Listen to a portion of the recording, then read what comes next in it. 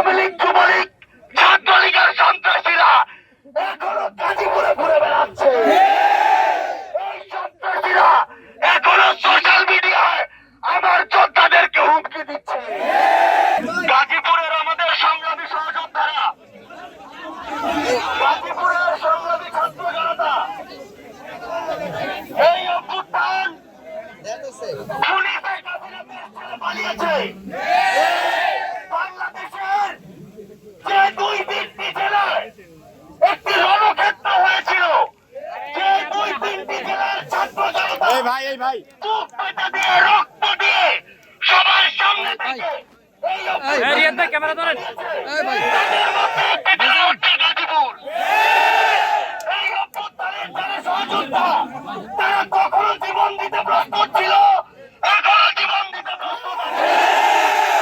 কিন্তু ওই খুনি হাসিনা, খুনি জাহাঙ্গীরের দোসররা যদি এই গাজীপুরে আবার উৎপাত করতে চায়, তাহলে এই ছাত্র জনতা তাদের আর ছাড় দিবে না।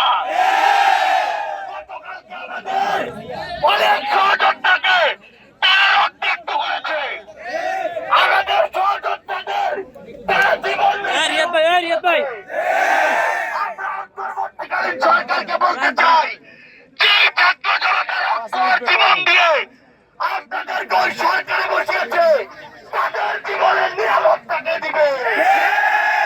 এই পুলিশ প্রশাসন নতুন করে এই চেয়ারগুলোতে বসিয়েছে, সেই পুলিশ প্রশাসন এখনো কেন বাংলা সিনেমার পর, ওই মুভির পর, ঘটনা ঘটার পর রাজপথে আসে? আমরা কেন এখনো 2 ঘন্টা ধরে পুলিশের সাথে যোগাযোগ করে পুলিশকে মাঠে নিয়ে আসতে পারি না? এখন যদি এই অন্তর্বর্তীকালীন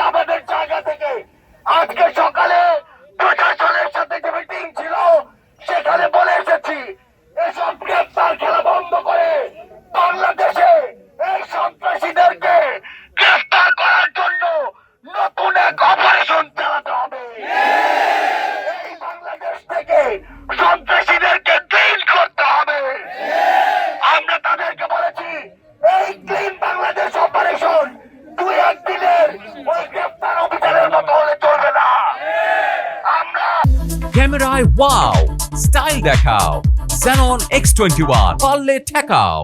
আগামী কিছুদিনের মধ্যে পুরো বাংলাদেশের সোশ্যাল মিডিয়া থেকে শুরু করে বিভিন্ন জায়গায় গর্ত থেকে বের হয়ে রাজপথে যে সন্ত্রাসীরা মাঝে মাঝে উঁকি দিচ্ছে তাদের সবাইকে জেলখানার ভিতরে দেখতে চাই। একটা জিনিস আমরা এই গাজীপুরের রাজপথ থেকে স্পষ্ট করে বলি, বাংলাদেশের কোথাও আমার কোন সহযোদ্ধার গায়ে কেউ হাত দেওয়ার চেষ্টা করলে পুরো বাংলাদেশ নতুন করে আবার জেগে উঠবে। আমরা প্রয়োজনে যেমন ঢাকায় নামতে পারি, আমরা প্রয়োজনে যেমন গাজীপুরে আসতে পারি, আমরা প্রয়োজনে বাংলাদেশের প্রত্যেকটি জেলায় ছড়িয়ে যেতে পারি। আমরা অভ্যুত্থানে দেখিয়েছি এই দেশের ছাত্র জনতা সঠিক রাষ্ট্র বিনির্মাণে সামনের দিকে এগিয়ে যাওয়ার জন্য ধৈর্য ধরেছে, কিন্তু ধৈর্যের একটা বাঁধ আছে।